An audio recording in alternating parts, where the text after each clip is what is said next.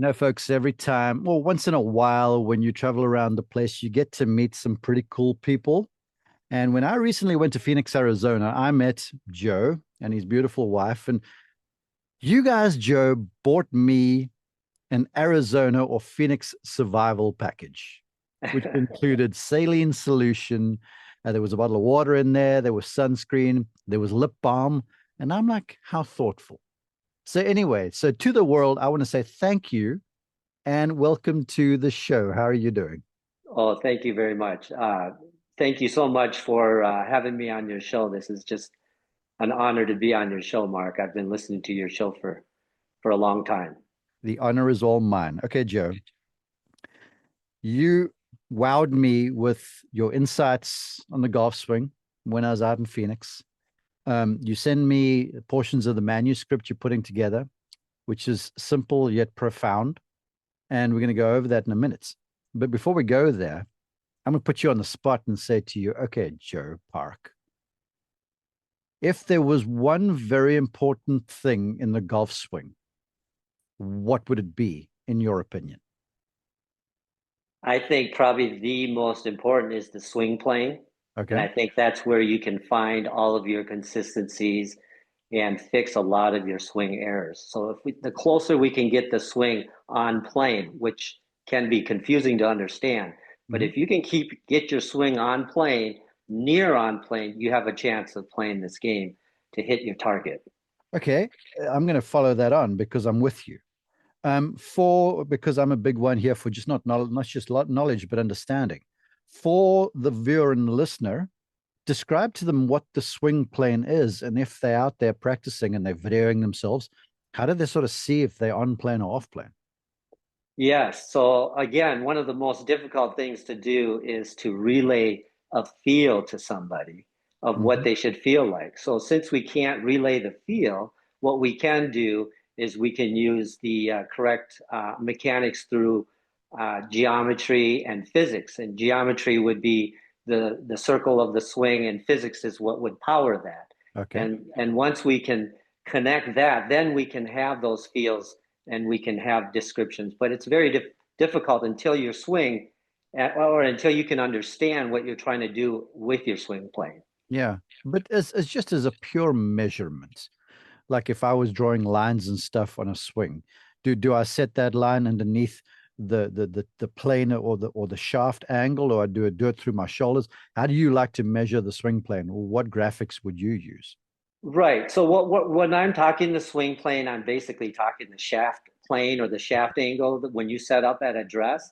All right. And typically, if you can imagine like a 45-degree angle, that's a good starting point. Okay. So you don't want the handle of the club to be above your waist. That gets a little bit too steep. And you Mhm. don't want the butt end of that to be too low, or that gets a little bit too flat. So the perfect plane would be somewhere right around at about a 45-degree angle. I think the PGA Tour average with the drivers that. So it's not exactly 45, but you can get the picture pretty good with that.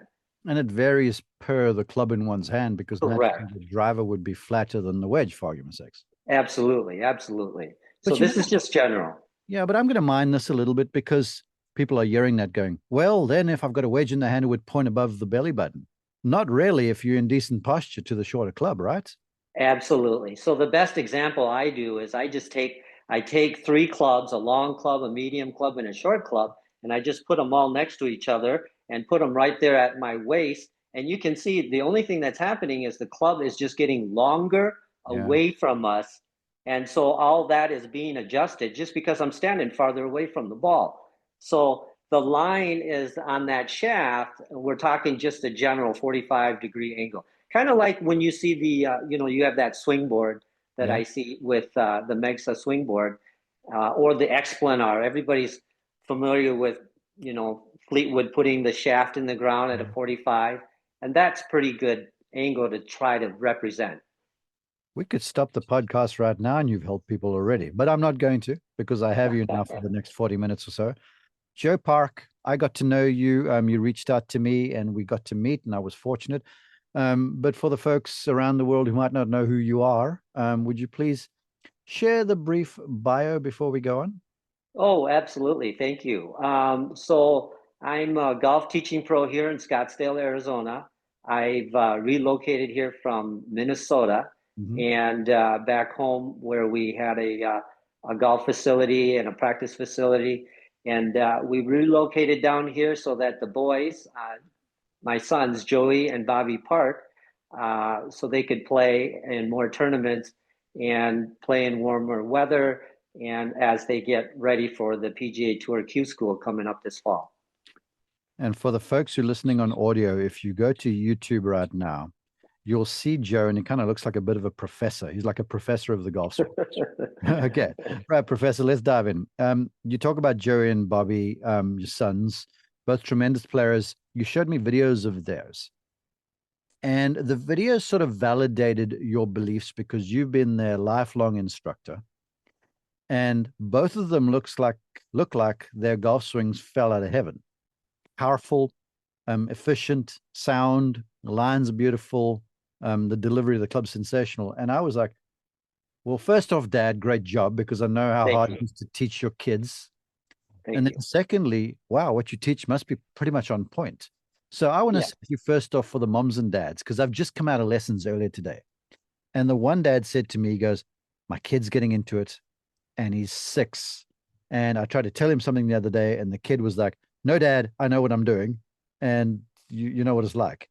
Yet somehow your sons, who are like in their early 20s, are still listening to you. So what's the secret for any parent who's trying to help out their kids? Please help. Oh, yes. Well, there's no question we're not perfect. It's a balance. So we have our battles just as much as anybody else. But it's one of those things that you learn as you go, where the lines are drawn and what you can say and can't say. I think in the junior golf, I think what the most important thing is to continue to have that excitement to play. And when you start giving too many swing thoughts, they just can't think of all those things at the same time as they're just trying to smack the ball. So I find that if you can just get, any junior in the right grip, in the right setup, and just tell them to go ahead and start whacking the ball, we can start changing that a little bit over time. Now, one of the things I will tell you that got the swings, or how the boys got such a good swing playing, was first, when I got introduced to golf, I had an opportunity to work down in Florida with Mike Bender a little bit, and got introduced to the golfing machine and, Homer Kelly, as well as the Morad system. So that was a big part of like, okay, we got to keep the swing on plane.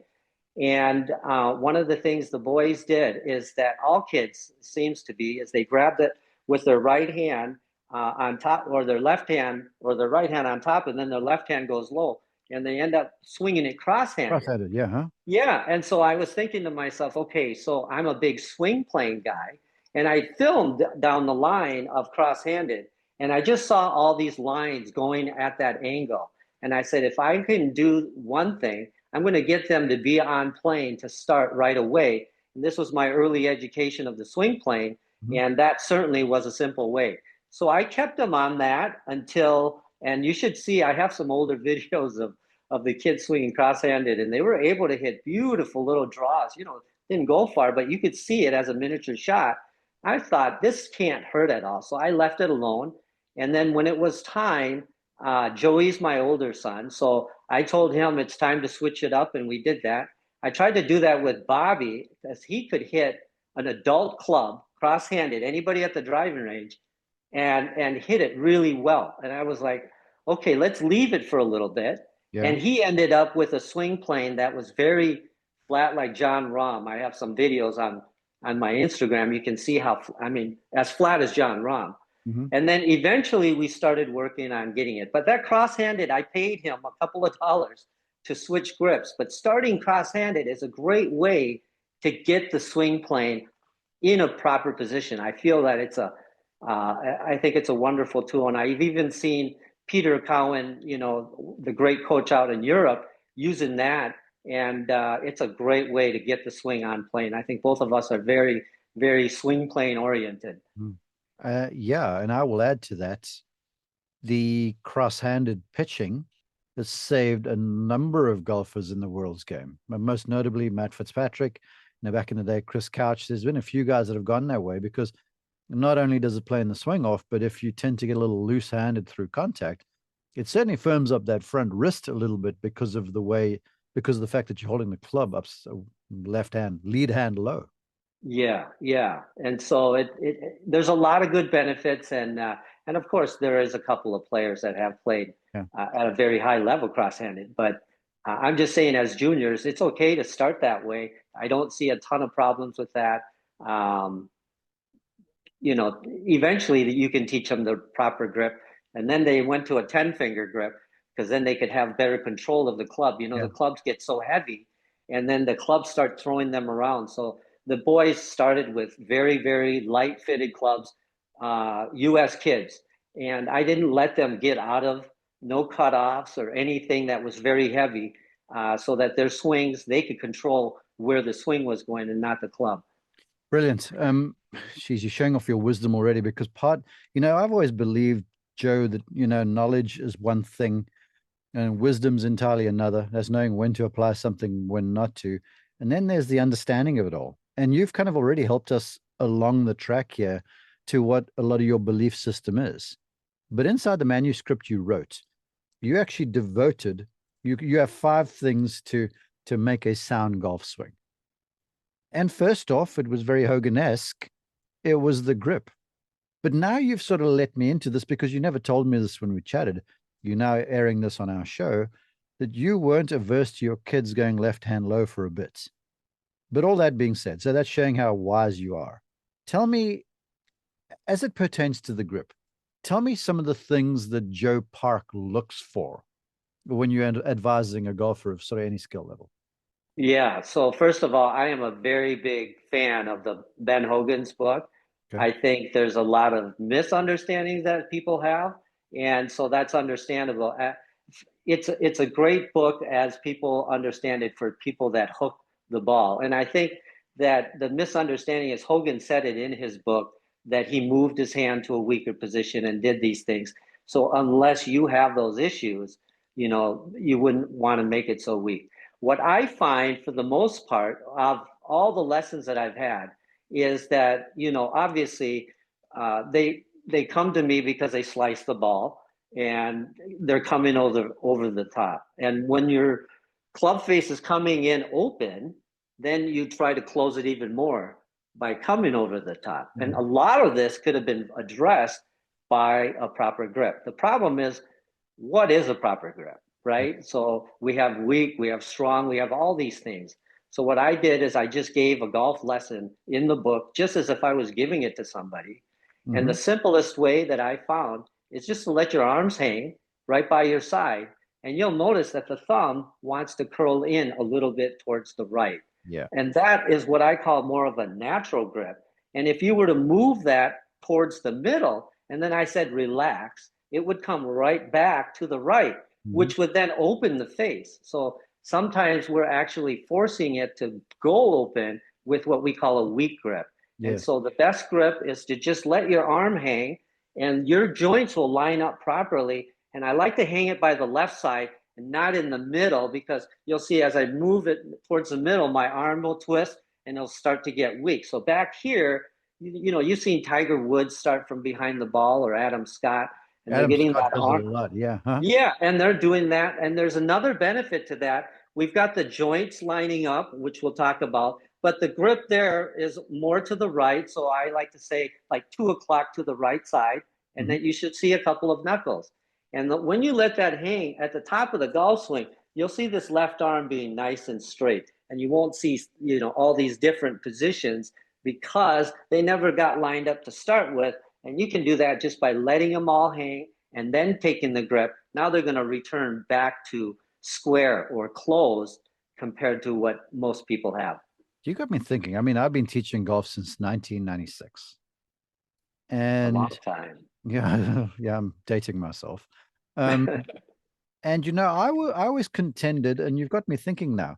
I always contended that at the top, for the lead arm that tended to buckle, it was because of faulty wrist action. If the wrist doesn't hinge properly, the elbow will support. But you've just opened my eyes some. You're like, the left arm's supposed to hang, or the lead arm to the side like this. This is opposite for right-handers. And if you're allowed to hang naturally, all those joints align. So in other words, you hold the grip properly, it facilitates that proper hinging, which almost facilitates the lead arm keeping the width at the top of the swing. Am I understanding that correctly? Absolutely, absolutely. One of the things that, there's things that we want to do, like intentionally. We want to have width. We want to have in to out. We want to do these things.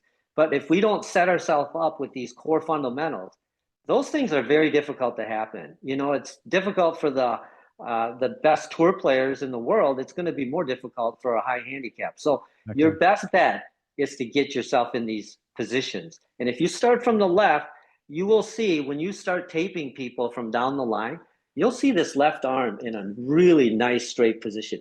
You won't see all of these. Now, that kind of helps, but that doesn't mean that you can still bend the elbow. We want to try to maintain as width as we want. And I think we need to sell people on why width. People say width, width, width, width, width. Width is a more power source, and the term is torque. Yeah. And torque is the power of the golf swing. So if you can think of like a wrench, undoing a wrench on your car tires, trying to do it. It's a small wrench, it's very difficult. If you had a longer wrench, lever, you would do nothing to turn that and undo it. And so the longer, the wider the swing circle, it allows your, we all want to turn and we want to do those things. Well, if we got the width, we're going to get a nice turn. But if it's very narrow, I can do a lot of things in between that, and there's just a ton of slack. So to start with on the grip, get the good extension to start with, and then I've got a drill in there, obviously, when we talk about the takeaway, about how to get some width. Okay, let's get there first. But first, you kind of touched us already. Element 2 of the 5 fundamentals to a swing is the stance and the posture. Now, okay. I'll kick you off with this observation by me, and I'll let you go with that. I gave a lesson earlier today to a very fast golfer. He had a lot of clubhead speed. Strangely, he was from Phoenix in a strange sort of a coincidence. Never really played golf, new to it, already shooting in the low 80s. But the way he set the club up at address with ball position and stuff, basically set up a hook shot. Now, this guy, you'll probably know I'm talking about him right now because he listens to the show. We're coming in and out. Oh, you're losing me a little bit? Oh, there we go. There we go. Perfect. Okay. So he played with a very close club face, all right? And so to make that play more open, he'd move the ball farther and farther back in the stance. The handle would be way in front, which threw off everything. And at the end of the whole lesson, because we neatened this up, we neutralized the face, shots got better, more in the air, easier, less hook shot. And I said to him, and this was the statement, I'm like, look, if you have good posture, it's not going to guarantee a good shot. But if you have bad posture and bad pre-shot fundamentals, you're almost guaranteeing the fact that you're going to have to make mid-swing compensations to have to somehow get the ball to the target. So that's how I want to tee you off, because when you use things like stance and posture and stuff, most golf swing junkies are like, oh, whatever, let's just get to the swing stuff. So please start us right. I love it. Let's start there. And you said you had a great lesson with somebody who obviously have a lot of hand action, a lot of club head speed, so they don't have a problem turning the club over. So one of the things that we need to do is obviously try to figure out how to basically stay ahead of the shot, right? When we stall and stop our body, the club head is not stopping. That thing is ripping through faster than you can think of. So we need to make sure that we sustain that pressure and stay out in front. So something so simple, okay, in order to do that, we got to get our hands ahead. And in order to get our hands ahead, we have to be able to turn and pivot our body. Now, your left foot, you'll see I have a picture there. I have it flared out to the left. And you have seen golfers flaring their left foot out, and we need to sell you on the idea that if you can flare that left foot out, what that does is it allows you to clear that left side, clear the whole left side. That then allows your hands to get out in front, and that then allows it to not, close as quickly. The club face is always closing. You're just kind of holding off that a little bit by making sure you can get through the shot. Everybody talks about going through the shot, clearing the left side. Well, again, if you want to do that, your left foot has got to be to the left. And you can just feel how it'll just, it pulls on your knees and your whole left side.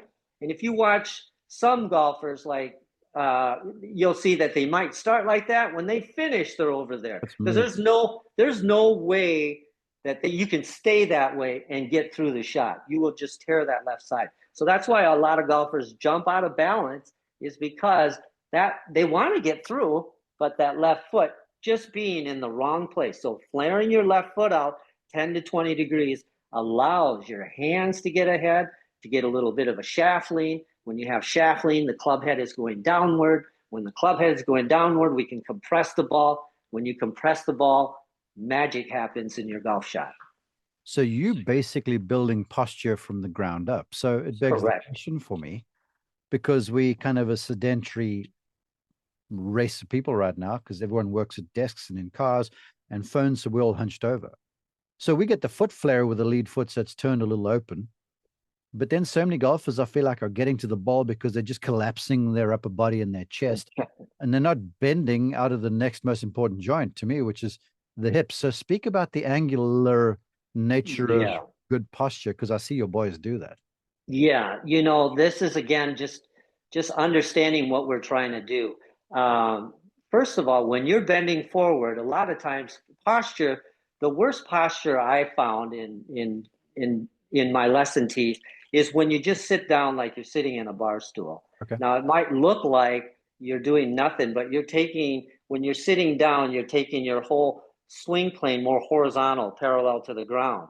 And so from that position, you can't pivot or turn, so you'll end up on your takeaway either picking the club up too steep, or most of the golfers take the club to the inside and under the plane too much, and that leaves you only one place to come, and that is over the top. So we all know we want to turn and pivot, but you can't do that unless you bend forward from the hips. So the best way to do that is, not having your heels back on, your rear behind the heels, but bending from the hips.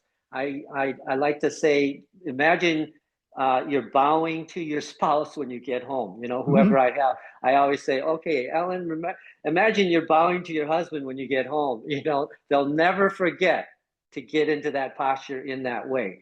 And so just getting the shaft parallel to the ground, standing straight up, and then just bowing down and letting the club head touch the ground, that should get you pretty much a good start into posture. Now, an excellent drill is to just find a wall.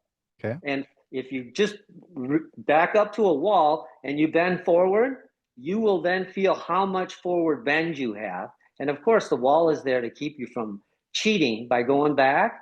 And you should feel like you're falling, right? Because just think how much weight from your hips on up is leaning forward towards center, to going towards gravity. So it should pull you. Your head weighs a certain amount, your body weighs the upper body. So it feels a little bit on the toes. You're going to have to practice that. It's much easier to sit back and have it sit flat, because then you don't feel like you're falling over, looking into the bottom of a lake or over a fence. That's the feels.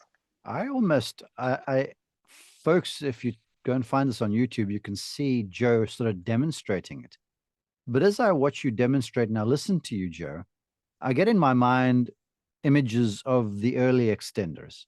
Folks who get to the top and transition, they lose all their shape. Their pelvis sort of fires at the golf ball. They stand up, in layman's terms. I believe it begins there. Yes. Yeah.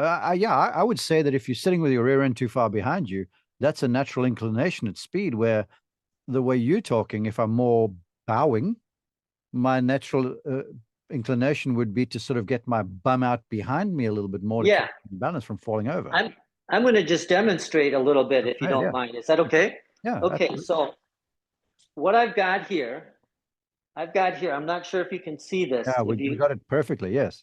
Perfect. So we're talking about, when we get into our golf posture, we want to just get into, we're just basically taking this position and tilting forward to the ground. And now you can see that I've got these angles. There's a lot of things we're bending. We got our hips well, our shoulder right here, when I'm tilting, our shoulders now go on plane. The Mm-hmm. other thing that's happening is my hips, when I tilt forward, is now on plane. So now my hips can go on plane, my shoulder can go on plane, and hopefully my swing can go on plane. And that allows me to pivot and get into a perfect position. I think a lot of golfers get right about here and then they just quit because they can't get deep enough, we call it. Yeah. And that's because we're not getting what I call a hip tilt. We got to get that hip tilt to allow everything else to turn. And so it all begins with your grip that allows us to hinge and unhinge. That's going to be a ton of power in the swing. And Mm-hmm. then allows us to tilt forward from the hips. So this is where you bow from the hips. And then that's going to allow all the planes to get on plane and then come back down. And of course, I have a couple of drills with the takeaway, but that kind of explains the hips need to be on a plane as well. Okay. Well, I tell you what, folks, now you need to go to YouTube, because what Joe did there was he stood up and he had a little practice station with the plane right in position to sort of show you the plane of the swing, how beautifully he was bending out of the hips, how the chest looked down, and how that Joe almost defined the plane of the golf swing in many respects, because you just rotated almost around that spine tilt, that forward bend you had set up at address. Absolutely. I'm going to just go back there again for a second Uh-huh. because just think about, we have in the golf swing, we have the arms and the body. So it isn't just a body turn. It isn't just an arm swing. They both have to do their job. Mm-hmm. So when we start going back and turning back into the backswing, if we get into this position where we have this sit, we can't turn anymore. True. And so because of that, that's where the lifting and the going inside. And so when we think about shoulder turn, just do it level up here, parallel to the ground. And you're just turning level, okay? Because right now I'm 90 degrees to my spine. That's what I'm trying to do in the swing. And Yeah. it's going to look different when I set up. So now when I get set up and I bent over from the hips, I'm just going to think about turning my shoulders level, With like the I did spine. here. Yeah. Mm-hmm. And then, of course, the incline is down here. So now I just turn my shoulders and I'm going to get in a perfect plane. So You know, I'm not doing these things with the shoulder going down, or I'm going way out, or I see a lot of people working so hard going towards the ball or out. Just it's simple. Make it level. This is 90 degrees, then tilt over, and then just have that level feeling, and you'll be in a perfect position up at the top. it's amazing to me. I watch you demonstrate that, Joe, and I see kind of the DNA, or maybe even the structure of your boys' swings, how both of them, it's how the club from the start, it almost passes in an uninterrupted fashion all the way to the top and back down. There's no extra movement, there's no hitches, there's no gyrations. It's the simple rotation around the tilt that you've set up at address. Now you sort of kissed it a little bit where you were talking about the next element, which was the takeaway in the backswing. You've shown us some. Is there anything else you want to Oh talk my about, or at goodness. least address Oh, there with the backswing? absolutely. Sorry for keep pushing that away, but here. So, there's confusion with like we all can have so many different swings. Mhm. And the real reality is there's really only three swings we can have, right? Once we get set up, we can either take it steep out that way, we can take it back this way, or we can go inside. Varies, but that's basically it. Yes. And so it's very difficult. Now, we do have golfers, tour players, Matt Wolf being able to go up there and dropping it. We do have Victor Hovland's going underneath and coming right back down on plane. But Mm-hmm. the majority of the golfers on the planet, they're not as talented as those two. Those are outliers. They are the best at what they do. For the rest of the world, it'll be much easier just to be on that swing plane. Mm-hmm. So the better we can get it on plane, the less manipulations we have to do on the downswing. So one of the drills that I've got in there, when we start our golf swing to take the club back, one of the things is that we have to remember is that the club head wants to fall down all the time because of Uh-huh. gravity. So we do have to have a certain amount of speed in order to fight that gravity.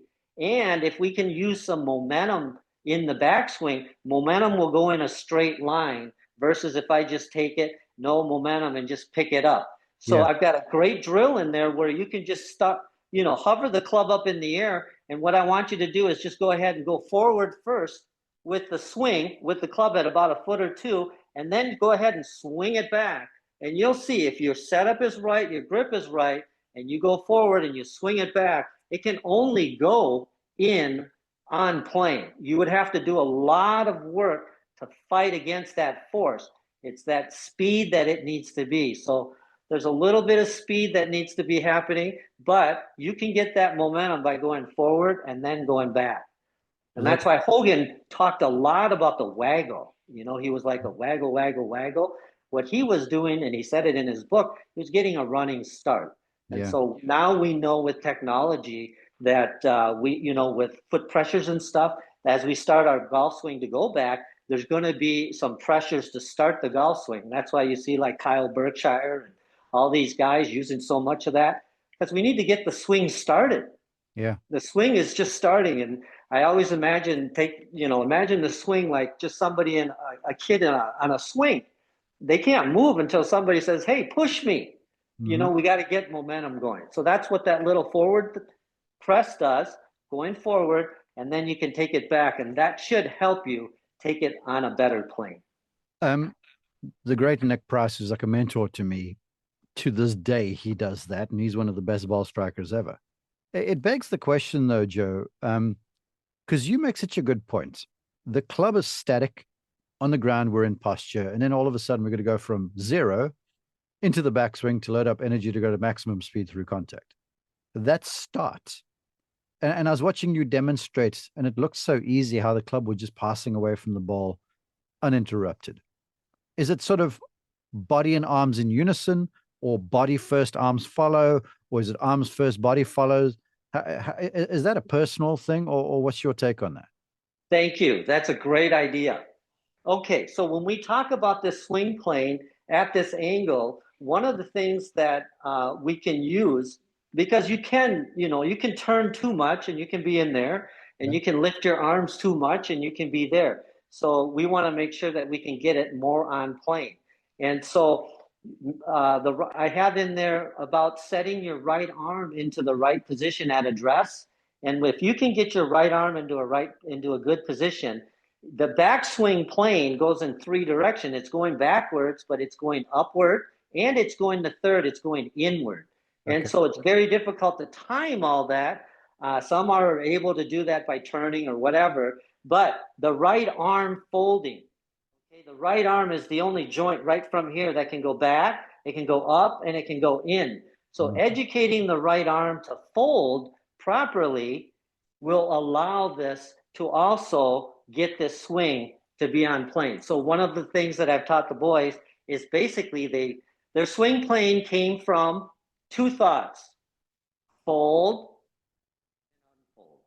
And that's all we're doing in the golf swing, is reversing the roll, coming right back down. Now there's some plane shifts and stuff, but for the most part, that right arm is playing such a big key. So I think Rory McIlroy the other day, not the other day, but he had won the tournament there.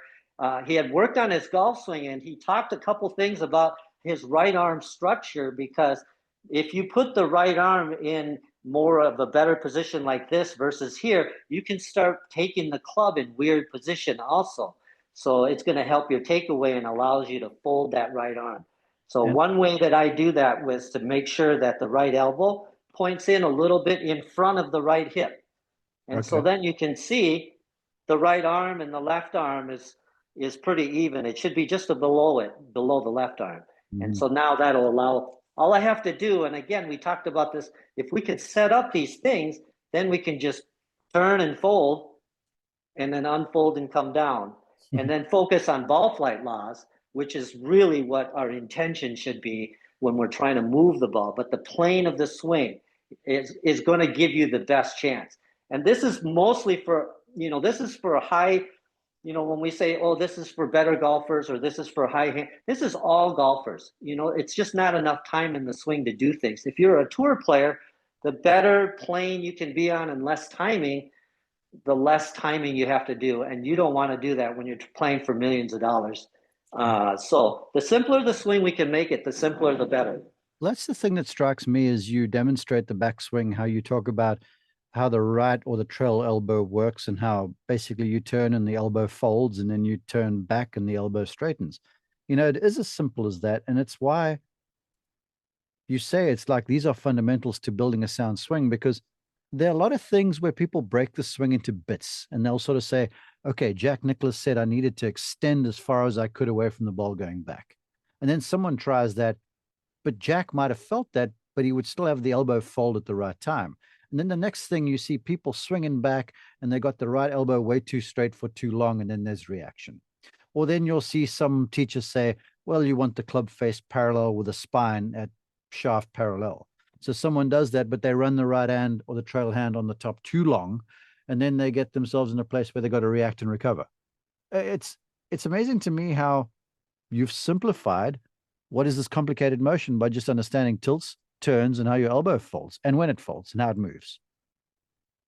Absolutely. Just, the simpler the better. I mean, the more, you'll notice in the book there's very little complex words. I don't have a extension, flexion. I understand it all. I understand the swing, what happens here in that little bit of time.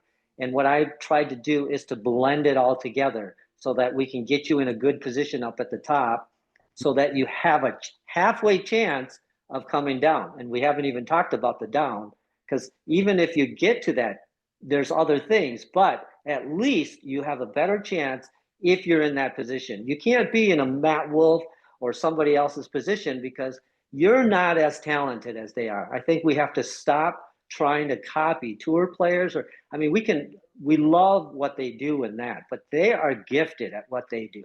We have to remember that. Okay, point well taken. I want to ask you this now, some checkpoints for folks at the top of the swing. I mean, talk to me about where you want the lead shoulder located.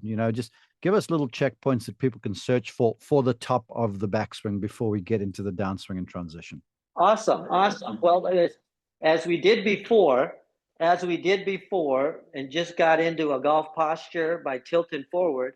And when we're making our turn, you can see the shoulders are tilting on a nice plane there. So one of the things that I look for at the top of the golf swing is where this left arm is. And this left arm, if it's above the right shoulder, then we are a little bit steep. And if we're below it, then we're too flat.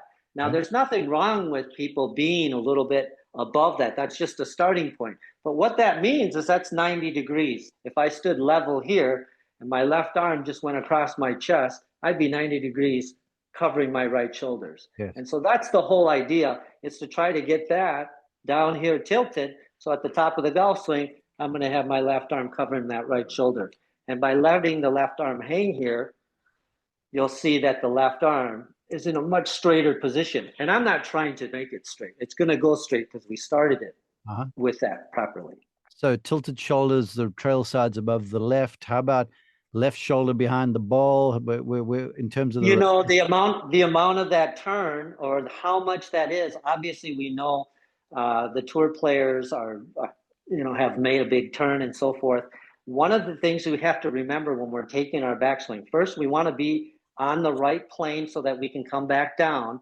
But when we do that, we talked earlier about width. We don't want to overdo these angles. When we bend at the elbow, bend at the wrist, we have to undo that. We have to undo that and undo that. And I think now with some technology like gears, we can see that, very few tour players are ever at 90 degrees of bend. They're like less than 90. And if we measured amateurs, they're like 120 degrees, and they're trying to get rid of this and get rid of that as their body is spinning out.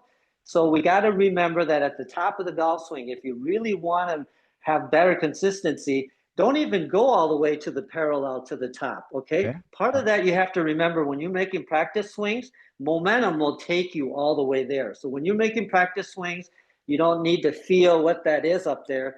Just go to like 3/4, and then the rest of the way, when you're making the swing, it'll pull you up over there. So we don't want to overswing, and if anything, we don't want to overbend all of these angles. If anything, less than parallel, will allow you to come more from the inside, because as you start to spin out, this is, of course, the higher handicaps. They just don't have the time to undo those angles. And even tour players don't, because they swing faster than that. Okay, we've been going for a while, but I have to acknowledge this. What you say there about not necessarily going to parallel. Because, Yes. and I want you to reconcile this for us, please, Joe. Nowadays, in the era of speed, everyone, all the scientists and the biomechanics and stuff are proving that the longer the clubhead travels, the better it is for power. So I see golfers all over the place over swinging in an effort to find speed. And all they're doing is they're never returning the club, as you say, to the back of the ball properly. And the thing's flying all over the show and they're not playing very well. Right, right. So we know that it isn't the only way, going back and John Daly over swinging in order to get a lot of distance. We have John Rahm, who's, way less than parallel and is able to hit it a long way. The reason for that, the length of the swing obviously makes a huge difference. In science and physics, it's the longest distance time traveled is going to get the most. But you will, rarely find the center or the sweet spot. So that's one thing that's against you. Is like, yes, science says that, but we got to do real world scenarios as well. One. Yeah. And number two, when we talk about the length of the golf swing, we get so focused on, like, I think so many times we lose what the backswing is doing, and we get to the top of the swing like we're just going to get there and then we're going to come down and do these things. But what you don't realize is your backswing is producing some of that speed. And so when we go back to your tempo editions that you had, the tour players had a 3-to-1 ratio. And the only way to get that was to really have a faster backswing than you thought.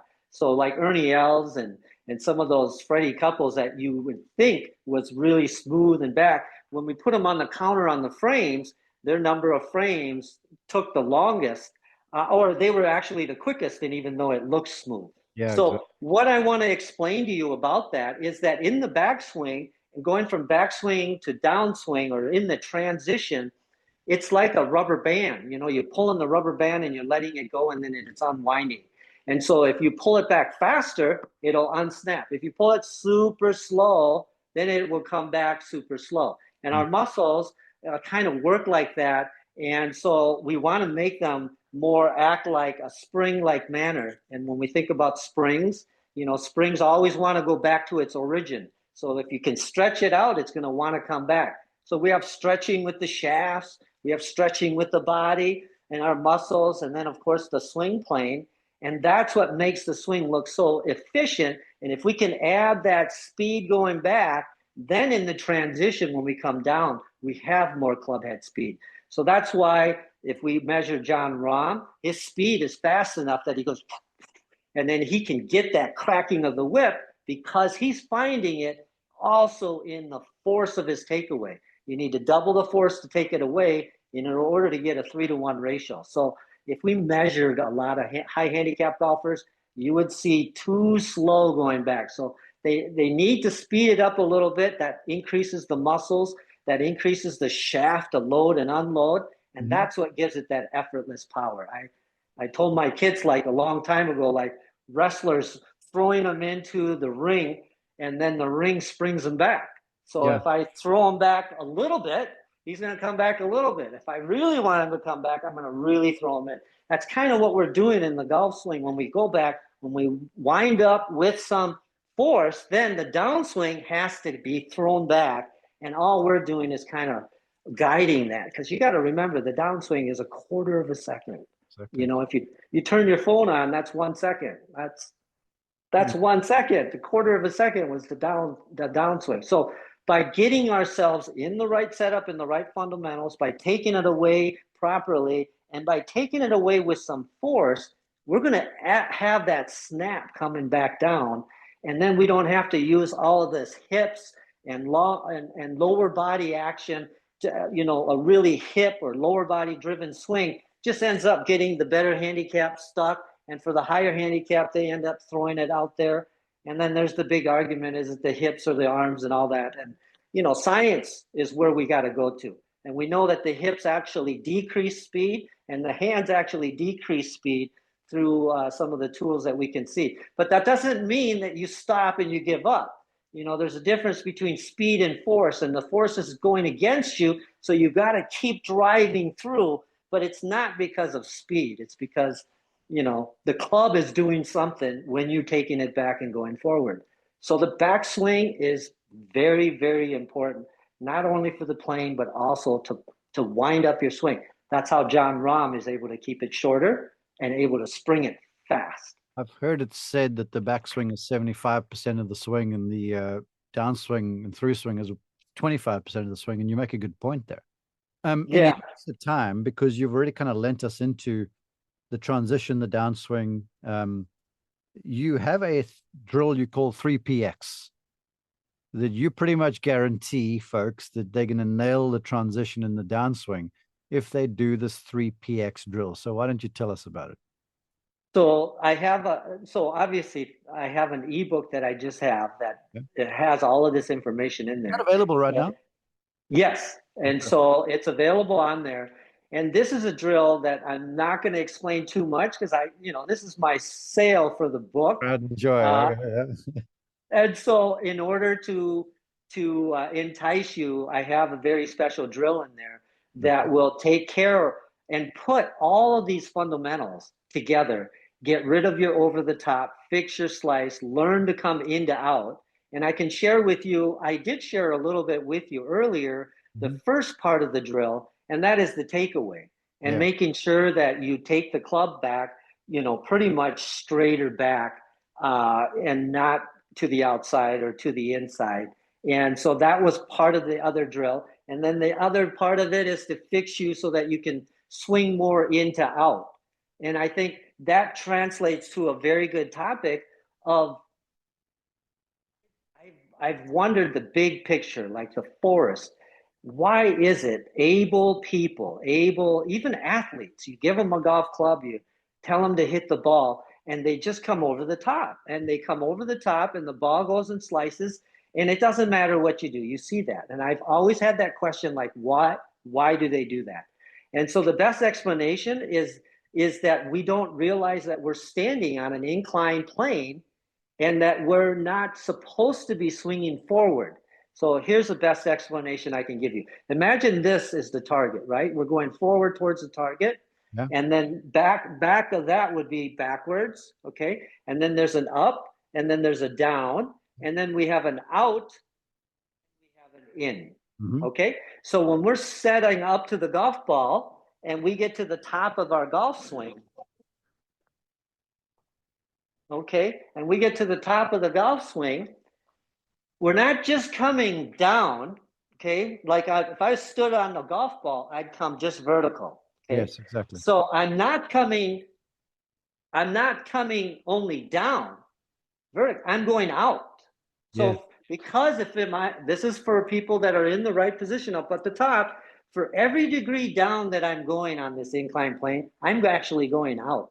And the problem is golfers get here and we want to hit the ball forward. So what happens is from here, instead of going down, down, down, it's going down and out, down and out, down and out. When we start to go forward, because we want to hit the ball straight, then we go like this and we bend our left wrist and we get off that swing plane. But that's because we want to hit it straight. And they're not understanding that we can't hit it at the pitcher. We're actually swinging down towards first base, and then the ball will end up at the pitcher. And so if we can get rid of thinking that you have to swing straight down and that your downswing really is swinging out to the right because of the tilt of the inclined plane. Yes. So you can see when I tilt this down, and this was vertical, down is like this. So when I tilt it like this, down is out to the right no matter what I do. And out means to the ball. Obviously, I'm trying to hit the ball. So as I try to hit the ball, I'm automatically going to get an in to out path, less, more shallow if you want to call it, and then coming more from the inside. And it's when we try to hit it straight that we come off and we bend the left wrist and come over the top. And it happens even for the better golfers. They may wait here and then get off of it too early. You got to let that all fully uncock and let that come around, and it will kind of square itself up and then allow your body to pivot to get your hands out in front. Folks, I've seen, to tease the ebook and the 3PX drill, I've seen proof of this where Joe was giving a lesson to an athlete who didn't hit the ball very well, and within an hour was flushing the thing with a big high draw. So what he's saying is absolutely true. You go on and you talk about impact and the follow through. But just in the interest of time, I want you to package this, because you've talked about the down and the out. And I love Yeah. that. And then the turning and the up and the in. You know, everything for folks on the audio stream of this, go check it on YouTube, because it'll be worth your while. Because the pictures certainly tell 1,000 words. You started us, Joe, with you felt like getting the swing on plane was the most important thing. I just want to close you with this and your thoughts on it. The plane is one thing, the alignment of the club face is another. Because I'll show you some people that may be on plane with the face that's not properly appropriated, and they're a little crooked. So just help us to close. It's just about getting this club face situated, because that it has such a big directional impact on the shot. Absolutely, absolutely. Now, everything that I am doing or building the swing around is around the ball flight laws. All right. Okay. You know, the ball flight laws is the universal language that we all can talk, whether it's, you know, it's my right hip, no, it's my left elbow, whatever it is. We now know what the ball flight numbers and what it did in general. And so that's what we're trying to do. When we're on a better plane coming down, we're going to come a little bit more from the inside. And then, of course, with the grip in a better position, it'll come back more, a little bit more square. So the whole goal is to try to get that club face to square or close to your swing if you want to draw it. And if you want it to fade a little bit, obviously you'd have it, you know, there's two ways. You can have it a little pull cut, but it'd be open to your swing. So the ball flight laws can be quite confusing. So the simplest way is, you know, the face sends the ball in the direction, and then the path is what dictates the curve. So the face sends it, the path bends it.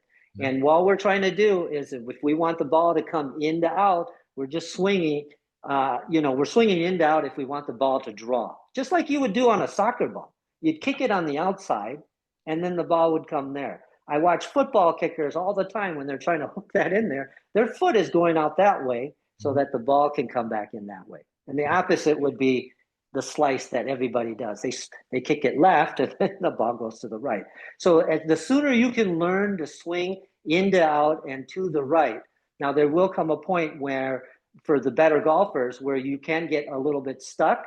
So for those guys, you know, they're going to work on some different things. So we're talking to the 90% of golfers who really slice the ball and really don't play very well. Well, to that, I think there's a misunderstanding, because, you know, there's a golf term that's doing the rounds, is called rate of closure or face stabilization. And all the pundits are saying, well, you want to reduce the rate of closure. And I'm like, for most golfers out there, they cannot close the thing fast enough. And if they're trying to stabilize the face, to your point, and then they swing out, they're likely to hit push fades half of the time. So I'd love your commentary to that. Is the rate of closure a function of the grip in your mind, or do you feel like it's almost active closing of the club face on the downswing through the ball?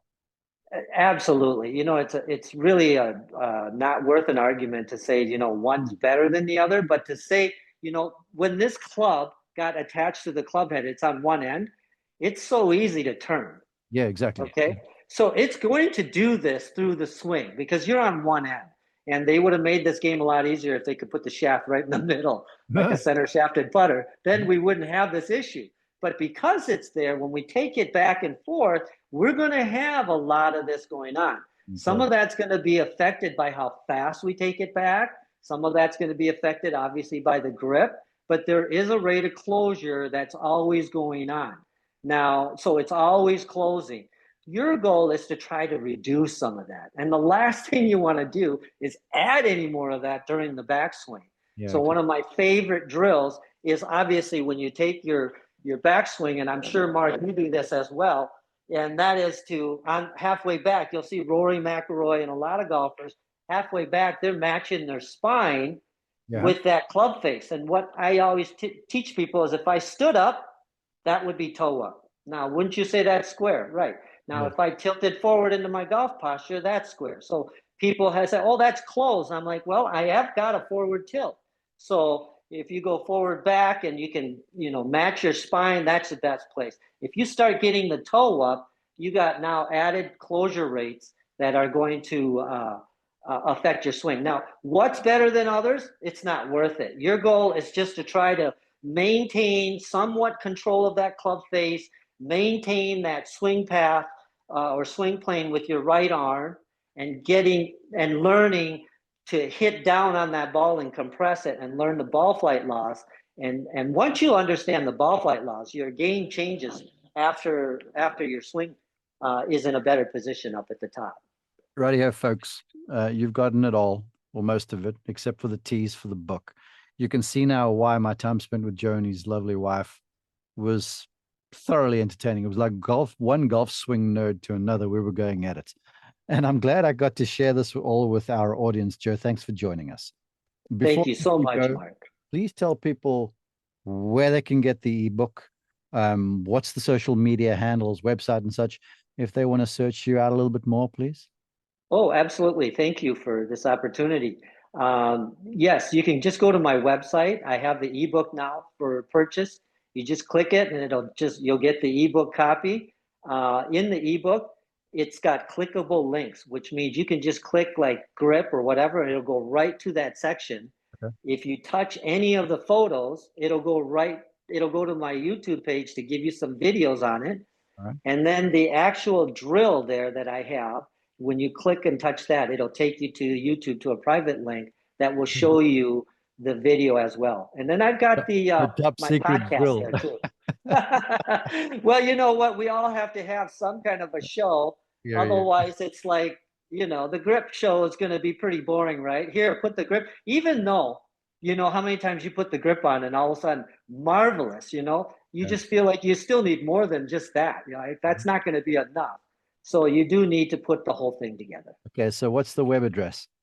Web address is joeparkgolf.com. And you can then, in the ebook, it shows that you can work with me 3 different ways. You can work with me through Skillist and send me your swing.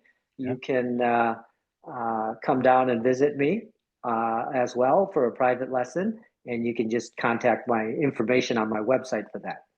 Joe, thank you very much. It was a thrill to feature all of this stuff. I know you got more folks watching this could see this, and more than anything, we just appreciate your passion for the game. You'd be so prepared to share it with all of us. So thank you. I appreciate you joining us. Thank you so much, Mark. I'm blessed to have this opportunity. Thank you. Hey, thanks for watching this video. If you have any comments, leave them down below. Go ahead and subscribe to this channel because every week I'll be putting out a new video so that you can try them out on the golf course or the driving range. Also, if you want more information, check out my website at www.joeparkgolf.com where you can find all my contact information. Thanks for watching.